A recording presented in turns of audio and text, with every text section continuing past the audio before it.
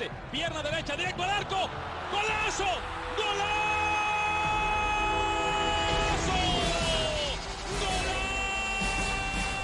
The world of football with a soccer perspective. This is Soccer Today with Duane Rollins and Kevin Laramee, live on the Sports Podcasting Network. Good day, good night, and welcome to Soccer Today for Friday, August 23rd, 2019. I'm Kevin Laramee, joined by Duane Rollins. As always, Duane, it's Friday. We had a busy week. Coach getting fired, college preview, CONCACAF League. Now it's time to look ahead at the weekend. Absolutely. It has been a very newsworthy week for sure in the North American game and, of course, the international game. We do have our Tuesdays for Europe show, but we didn't really even get into a lot of the stuff that's happening over there, in particular as it relates to VAR. And don't worry, you don't have to turn it off. We're not going to talk about VAR right now. It's been quite the week, and I'm sure there'll be more to come this weekend. There'll be more to come as well. We'll talk later on the show about Serie. We'll do a quick preview of Serie, who starts tomorrow. The Premier League as well this weekend. And of course, we'll look at the games in Major League Soccer that are important for the standings and for the playoffs implications in the next few weeks. But let's start, Duane, by talking about a big win from a Canadian club last night in Hamilton. Forge FC versus City Olympia. A Chris Nanko goal gave the advantage to Forge heading into the second leg next week in San Pedro Sula. So, Forge 1, City Olympia 0. Very good result for them, obviously. If you looked at the entirety of the game, Olympia had a lot of the ball. I think it was close 57. to 60%. Yeah, 57. Yeah. Percent and more of the shots and all those sort of metrics. But Hamilton played a solid block most of the game and was getting out on the counter. That's how they identified that was a way that they could compete with this team and they could get some results. They got a very early goal, 4th minute. Nanko, as you said, got down there and finished well and held on. Can they continue that in Honduras with all the travel that they'll have to do to get down there? They have a big game on Sunday as well with Cavalry in town, and they're going to have to pay a little, if they want to be realistically competing for the top of the table in the fall season, or to get that second overall seed. If Calgary wins the fall season, they're going to want to put some effort in that game. So it's going to be challenging. There's no doubt about it. But a big crowd, too, last night. They only sold on the one side of the building, so there was a good atmosphere there. And everything was great that way. So it will be something that they should be proud of. And I don't think it really matters what happens in the second leg. It does, obviously. I'm sure the players want to win it. But in terms of what it means for the league and reputation and all that sort of stuff, the big victories happened already. Yeah, that win's already there. It would have been bad for the Canadian Premier League if in their first continental game they lose 10-0, right? Or something like that. That would have been a bad look. And I had not a fear, but it could have happened, right? We never know. But now this run, and you mentioned the counter-attack of Forge. Watching the counter-attack in the CONCACAF, you know what it reminds me of? Easily. It reminds me of 2015 and the Montreal Impact run with Frank Klopas as manager of the Impact. And it was a surprise run, and the counter-attack was used a lot by Montreal. And, I don't think it's a coincidence the way Forge is handling himself. I think they look at some tapes from 2015 from some of the games of the Montreal Impact in the CONCACAF Champions League over the years too. It is a worthwhile strategy if you are discovering a tournament or a continental tournament. You're discovering new teams. There's going to be more gamesmanship. When you go to San Pedro Sula, if you just touch someone, breathe on someone in the box, they're going to dive, and there's going to be a possibility of a penalty. So all those little things, I think they're doing well, Forge, and it's going to be interesting to see if CONCACAF will CONCACAF Forge when they travel to Honduras next week. And it's going to be a closed door game because of the incidents that happened at Tegucigalpa last week with City Olympia. So it's a fanless game. So Forge does have an opportunity to not have an hostile environment, at least not that hostile in the stadium. So anyway, it will be a very interesting aspect for me to see how Forge continues. And if they continue, it's going to be very, very crowded in their fixtures department. So they're going to need some time off sometimes. Yeah, no, absolutely. Yeah. I think you mentioned Montreal's run recently. I think the even better comparison would be Montreal's run in 2009 when they went quite deep. Very true. Competition with, I think, a similarly talented team coming from what was then the second tier of the American system. So I would compare that a little bit more. Also, the Puerto Rico Islanders, for those that remember that team, and that's a bit of a deep cut for some of our new listeners, I'm sure. But they went quite deep as well, coming from the USL. And I think this underlines that Forge is kind of at that level, and they are underdogs in most of these games, particularly against a team like Olympia, which is on that second tier of North American club teams. They have a pretty long history and tend to get the best Honduran players, both young and then when they're coming back at the end of their career. So it's a very, very good team. There was some advantages, obviously, that we would be remiss if we didn't mention. You talked about the instances that happened last week. Olympia then was hit with, a couple visa problems with their players that didn't allow them to travel to Canada. And that, of course, helped Forge along.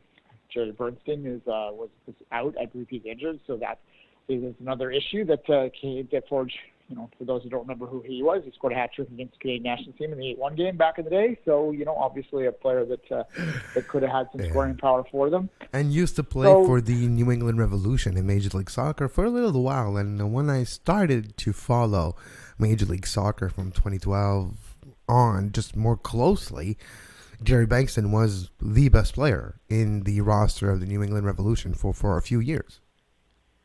Yeah, I mean, certainly he's a player that's in World Cup, so it's obviously the end. I mean, he's a guy coming back to finish at his original club, and you'll see that with those Central American teams, and maybe hopefully one day you'll see it with the Canadian Premier League teams too. That would be the goal. If we get to the point where guys start their career with the Canadian Premier League, get moved on, play at higher level leagues, and then come back to retire, I think we can all say that this has been a successful adventure that we're doing here. So, a few years off that. Peter Chalet. In 10 years, he's going to come back and finish his career with the Wanderers. Same for Noah Verhoeven in Pacific FC. In 20 years' time, he's going to come back and be like, I'm going to finish who knows, maybe. That could be interesting. Speaking of players coming back to their hometown teams, we'll talk about that when we touch on Serie A. Balotelli. We'll talk about that in a few minutes. But just to finish on Forge, now, with this 1-0 win, let's be pragmatic here. 1-goal advantage heading into Honduras. It's not enough, is it?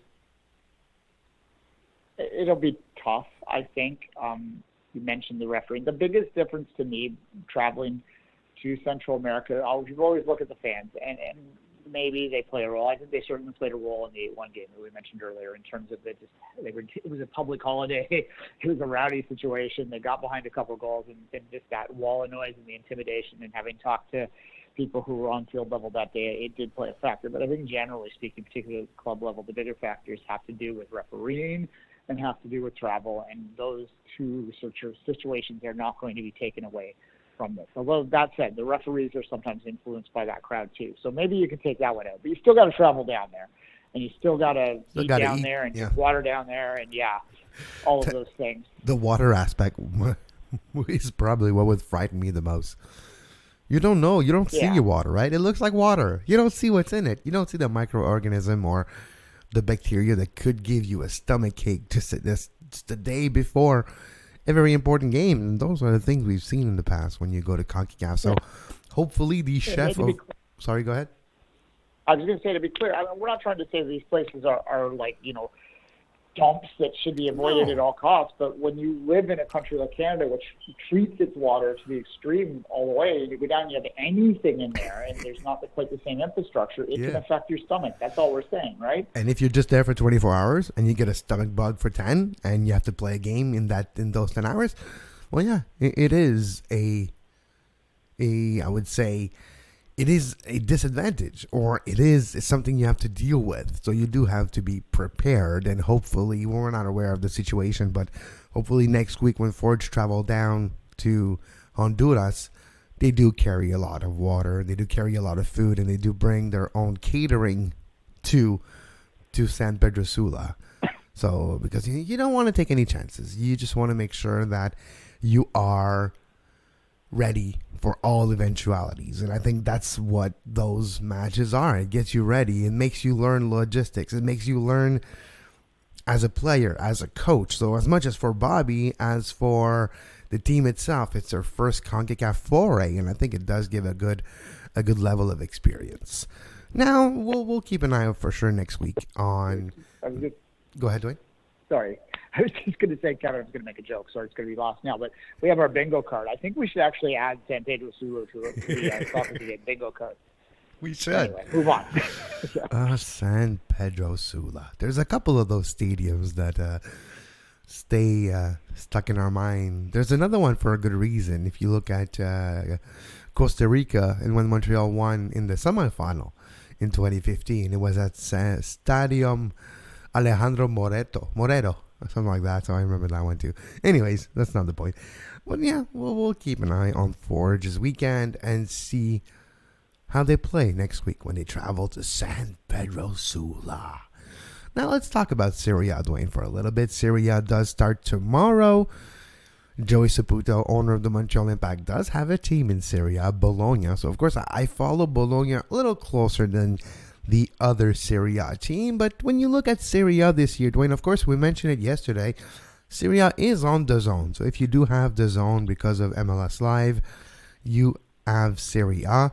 And if you don't, well, you don't. But Serie A starts this weekend. It absolutely does. And as you say, for those that subscribe to DAZN, which will, I think, probably represent a considerable portion of our listenership would, this will be an opportunity to follow this league maybe a little closer than you have in the past, because I do think that typically the order that most people watch DAZN on would have been more English Premier League and then probably La Liga, and then it would have went from there. So there will be a lot of new Serie A listener watchers this year, because you'll be like, well, I got it, I might as well watch it, and I normally would have watched Barcelona here. So that'll be something. And look, Serie A is a league that, there's only so many hours in the day. We'll fully admit. I follow it in a very high level, like I follow every league on a high level, which means I usually watch Juve when I can. And that's your little trick that you can do. To follow the world, you really only have to follow about 8 clubs in the world. True. Well, I can tell you right now, if you follow, here's a little trick. If you're trying to start a podcast like ours, and, we'll help you out a little bit, and you want to cover the whole world, really all you have to do is focus on the English Premier League, whatever your domestic league is, and then, the 3 big teams in Spain, PSG, Juventus, 2 teams in Germany, and Juve, right? So there you go. And maybe Napoli or the Milan teams when they're up. But yeah. Yeah, Milan teams are still far away, but, to truly do a real Serie A preview, you know how easy it is? You'd be like, okay, let's talk about Serie A. Juventus is going to win.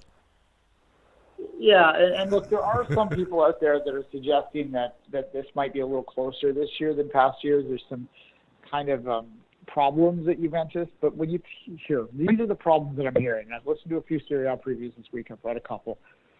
Most often, the only thing that people point out to as the biggest Achilles heel to Juventus is beyond complacency. It's just frustration within the ranks, because Juve traditionally was a club that would move players on to the next level. They were that, there's a super tier and then there's a tier 1. Juve was a tier 1 team. It's a super tier is your Barcelona's, your Real Madrid's, right?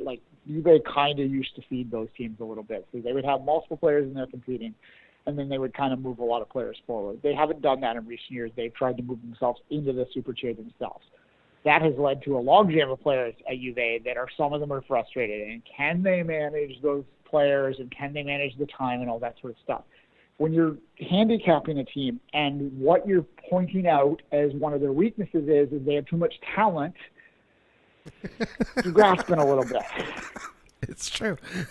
Yeah, you guys are too good. That's going to be a problem for you. You're going to have a difficulty to find a way to get Ronaldo and Dybala on the pitch at the same time to be effective. Nah, it's going to be fine. You know what the big problem with Juve is? Their ugly-ass jersey this year. That's my problem with Juve. What have you done with the old gal? Now you're looking all terrible with, black white, and a pink stripe? Come on, what is that? Well, Bring me back my zebras.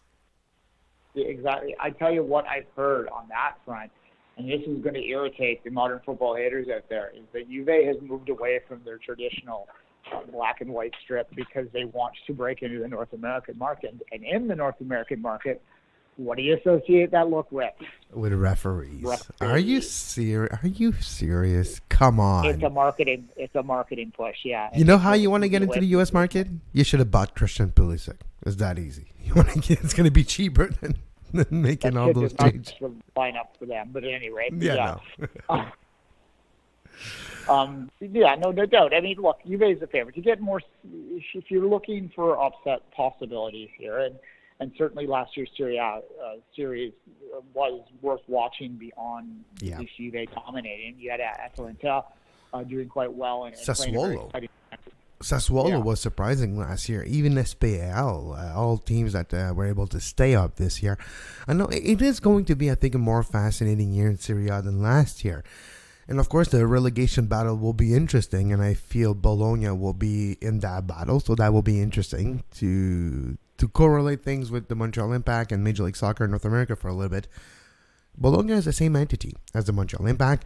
Both are under the same umbrella of Walter Sabatini, who is the overarching sporting director, or technical director, I would say, of both the Impact and Bologna. So the results of Bologna, players that perform well on Bologna, or the very hype players that don't perform well on Bologna, could have the potential to come play for Montreal in the future.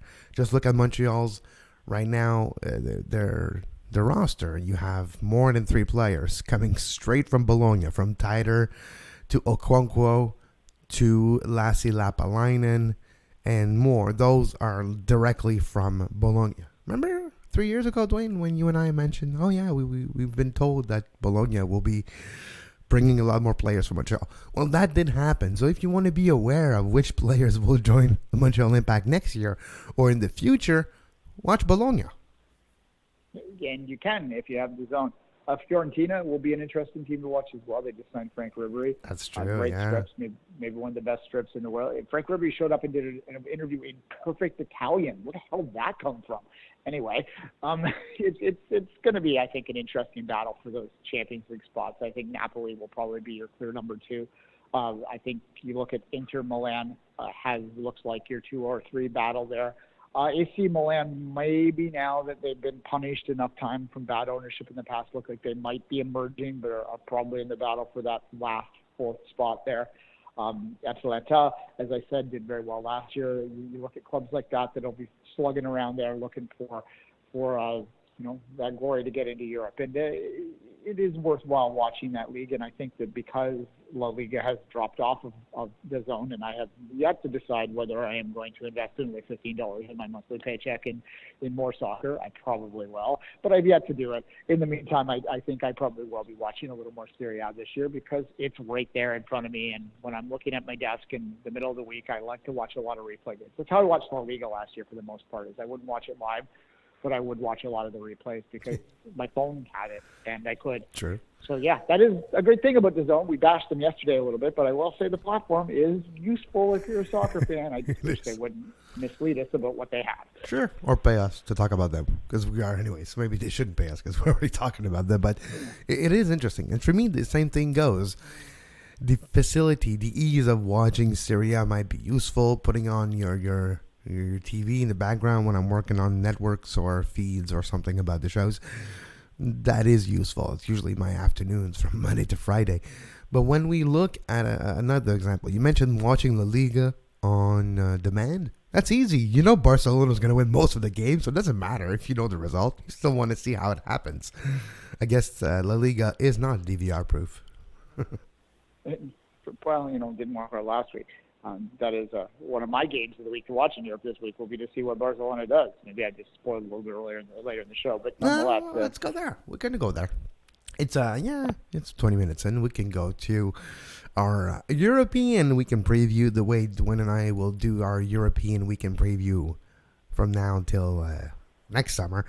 We're going to choose a game each. And we'll talk about that game. There's too many games for us to just mention every game and every league in Europe every single weekend.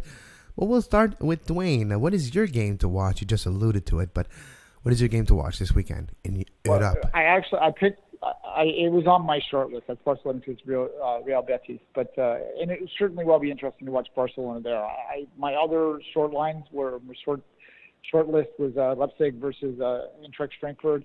Eintracht Frankfurt, pardon me. Leipzig is kind of hidden as maybe a potential contender for the top of the Bundesliga, with everyone assuming that Bayern Munich has taken a slip back. You can look Dortmund this afternoon if you wish to do that too as well. The one standalone game is always good on Friday afternoons. Florentino Napoli is a good game as well. Wolves Burnley in the there, but I'm actually going to watch Lyon Montpellier if I can find it. Are you serious? You literally took my game. I was going to say that one. An old school French derby. Exactly. It is an old school French derby. They're about 100 kilometers apart, not even that. And it's more to the point, Lyon is top of the table right now with the upset of PSG last night. And that is a traditional team that has had a lot of success in the past there. So it will be interesting to watch whether or not they can continue their form off the top of the year in what is, as you say, an old school French derby.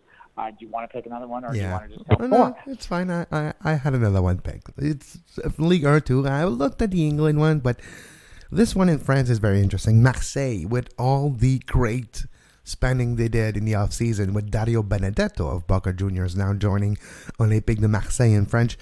They have more expectations than before. They want to stop the hegemony of PSG, and Marseille is one of the contenders to win Ligue 1 this year, but it didn't start well for Marseille last week. And now they're playing at Nice, and I don't think it's going to be a nice place to go. And they're playing against OGC OGC Nice and Marseille. It's going to be a fascinating game, and I wouldn't pass a draw here. I wouldn't be surprised if I'm Nice, I get a draw against a potential title contender and might derail their chances already 2 weeks in. That could be interesting. But Ligue 1 feels a bit more open this year. I don't know if it's because I've watched beIN Sports on my TV since yesterday, and I've watched This Is Paris, which is a nice little documentary TV show like Hard Knocks style, but on beIN about PSG and other French content. But no, I think OGC Nice and Marseille could be a great game with maybe a surprising result too. Whenever I hear Paris, I can only see that Zlatan commercial with him going, "Je suis Paris." Anyway, I don't know if you remember that one or not, but nonetheless, it was in very broken French. Even I could tell.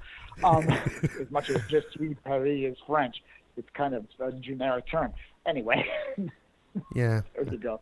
Whenever I see Zlatan say "I am something," Paris is not what comes to my mind. It's like other words that's like egotistical or like more that than "I am Paris."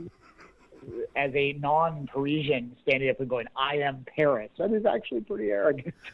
There you go. Even for a Parisian, that is very arrogant. That's true. It's true.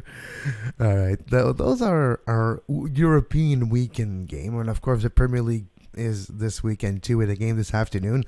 Aston Villa, Everton. I'm going to wake up really early tomorrow morning, Norwich and Chelsea. But the rest of the games are on your screens right now if you're watching us live on video. The Battle of the W's, Watford, West Ham. That one's going to be interesting tomorrow at 10. A lot of interesting game at 10 a.m. tomorrow. Liverpool, Arsenal. That's a big one. Sheffield, Leicester. That's another big one. Those all happening tomorrow at 10 a.m. Yeah, the English, there's not a lot of, other than Arsenal, Liverpool, there's not a lot that really jump out, but there are some sneaky good ones in there for sure. I mentioned briefly earlier on the Wolves-Burnley game. And on the surface, that's not someone you would ever highlighted 4 or 5 years ago, right? But you look at Burnley's success that they had a couple years ago, qualified for the Europa League, that kind of derailed their season last year, shoved them back down, but they look like maybe, both with their effort last weekend, their win in the first week, that they might be on the track to get back to where they were mid-table before. And Wolves, obviously, is everyone's sort of pick as the best of the rest for a lot of people, right? So that's a battle for, as the Guardian Football Podcast calls it, an Everton Cup battle. The Everton Cup is who finishes 7th in their mind. Yeah, I do like that concept. I want to build the Everton Cup one day and send it to them, and be like kind of trophy that's sort of hanging to one You know? side with part of it not. You know those sevens from like the slot machines and casinos, like Flaming Seven or something? Just take that font, put a little flame in the back, and write TH on the side. Give that to Everton. Yeah, there you go. And they did actually do the math last year in Guardian Football Podcast. Over the course of the Premier League history, Everton would have won the Everton Cup more often than any other team. So they guessed that, and then they went back and figured out that it was true. But nonetheless, it is something to watch. But I do think that'll be an interesting game. Obviously, Liverpool-Arsenal, I mentioned, is going to be the game of the week. Liverpool has looked a little vulnerable at times, and maybe that's my own bias coming out and wishful thinking there, based on my own title aspirations, but my title aspirations. Like you have anything to do with it. Like your support will make Gabriel Jesus score and not be offside or something. Yeah, exactly. Je suis Manchester City. I am City. I am Manchester. Fuck you, Liam. I am Manchester. There you go. Yeah, here we go. Anyway, so yeah, I think that game will be very intriguing though, because Arsenal has, I think, we all wondered how long it would take to move completely beyond the Arsene Wenger sort of period, and maybe now we're evolving into a pure new period of time for Arsenal. We are seeing them move on from certain players to. Ozil's on the bench now, right? He was wearing some kind of pink jumper last weekend and watching the game rather than participating. Maybe he's going to be at DC United next year. So those kind of players that we associate with that era are moving forward, and we have some younger guys that are stepping forward, and this will be a big test for them. They still are the underdog here. They've won 2 in a row for the first time in a decade, apparently. That's crazy when you think about it. 2 in a row to start the season, I mean. So, yeah, Arsenal's looked okay, and Liverpool obviously is Liverpool, so I think that'll be, it's a little too easy by half to pick that as the game to watch this weekend, but it kind of is. Yeah, no, it is, but we'll look at Major League Soccer's game in a second, just loading here. The schedule on your screen tomorrow, well, there's a game today, so 2 games today. It's rivalry week. It's Heineken rivalry week. Yeah, Portland Timbers, Seattle Sounders, 10 p.m. tonight. Timbers Army probably doing a protest, a silent match to protest against the violent banners, the political banner ban, I guess, by Major League Soccer. So there's that tonight. Orlando, Atlanta before that at 8 p.m. It's rivalry week. New England, Chicago's a rivalry, I guess. New York versus New York at 7 p.m. Toronto, Montreal at 7:30. Philly, DC United at 7:30 as well. The Rocky Mountain Cup, Real Salt Lake, Colorado. The big rivalry, the West Coast rivalry, the San Jose, Vancouver. That's a big rivalry game. FC Cincinnati, Columbus, FC Dallas, Houston, and the game to finish the week. The El Tráfico, the game of games this weekend. LAFC versus LA Galaxy, Sunday, 10:30 p.m. Yeah, I mean, there's tens of months of history behind El Tráfico, so there you go. Pardon me, but that, to me, there's only one rivalry. I will give 1.5 classic rivalries in Major League Soccer in terms of historical backings, but and we're not going to get into that today. There's a lot of good games, though, and El Tráfico, more to the point, would be fascinating in terms of the ability of LAFC to finally get what the one thing they have not really done well in Major League Soccer since they came in is play the Galaxy, which is probably the one thing they want to do most of all, at least some of their fans would. So they have struggled against Zlatan. Zlatan decides to show up for those games. Yeah. So it'll be a fun one to watch there. And it's also, I think, an indicator if you want to view what LAFC might do in a playoff series. And it wouldn't necessarily mean they're going to target LA, but the approach that you would have in a playoff series against LAFC will probably be very similar to what the Galaxy do in the weekend, and it will give you an indication of how LAFC, which has proven beyond a shadow of a doubt that they can consistently play at a level that no other MLS team has, but can they do the other thing in a Major League Soccer elite MLS team needs to do to be considered one of the greatest of all time, and that is to step up on the day. This is a good dress rehearsal for them. It's still ultimately a regular season game, but they can prove whatever doubt there remains. I don't think there is much doubt. I mean, this is a team, Kevin, that is going to probably get close to 90 points as a Major League Soccer team in the season. Oh, yeah, no. I remember The best team ever. I watched TFC firsthand, 69 points, and it seemed outrageous how good they were then. It's and then outrageous. it was crazy that New York beat them last year by 2 points, and then for them to just, they were 9 points back or something now, to blow them to potentially blow this out of the water would be, it's not comprehensible, really.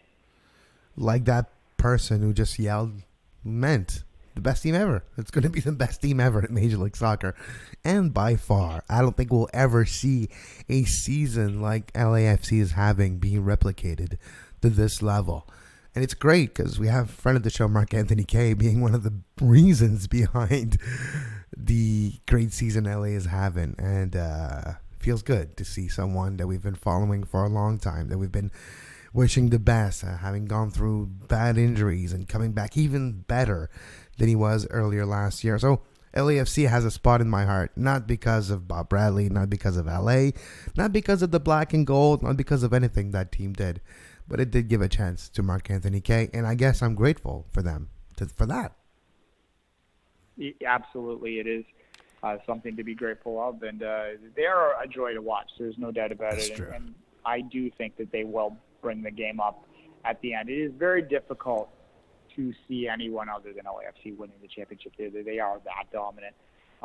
Things can happen in a single game, obviously, but good indication this weekend, as we say, and the rest of it. That's why it seems so. Like maybe this is part of why other TFC followers are more like right now. And to me, I'm like, whatever. It is what it is. It just doesn't seem like, We're not going to beat LAFC anyways. So what's the point? Build to next year. Fine. Exactly. Still a good memory. Yeah. Still recent. No one will take that away. On that note, you can follow Duane on social media at 24th Minute, myself at Kev Laramee, and the show at Soccer Today SPN. Thank you for subscribing on YouTube right now. You like what you're hearing? You like what you're doing? Click the little button right underneath Duane right now. Same thing on Facebook, on Twitter if you're listening to our video feed. Thank you for sharing the show. Thank you for making this one of the most popular week ever in the history of soccer today. Duane, we're ranked. Did you know that we're actually ranked now in Canada? And I'm not going to tell you where, but we're in the top 800 podcasts in the world, which is not too shabby. Yeah, those rankings make no sense sometimes, and they usually favor new podcasts. So for us to break in is pretty cool. Yeah. I track our live numbers, not our full numbers, but our live numbers, and so people, not really live, but the people that watch the feed that comes on Twitter. So they're live and immediately after. Anyway, I track them and I see them cracking up. So it's a growing podcast. So share it with friends. We've been doing it for 5 years now, and we'll be doing it for 55 more probably. And we'll probably be doing a lot more in the very near future. But on that note, we do thank you for your support, your trust. And if you want to make sure we continue to do this for another 55 years, go to patreon.com/sportspodcasting network. $2 a month will give you access to 4 shows a month, 2 Solid Dude Soccer podcasts, and more in the very near future.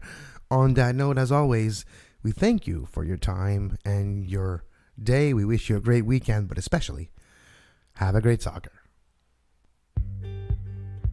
You can find the podcast version of all the shows we do on iTunes, Apple Podcast, Google Play Store, TuneIn Radio, iHeartRadio, and anywhere you get your podcast.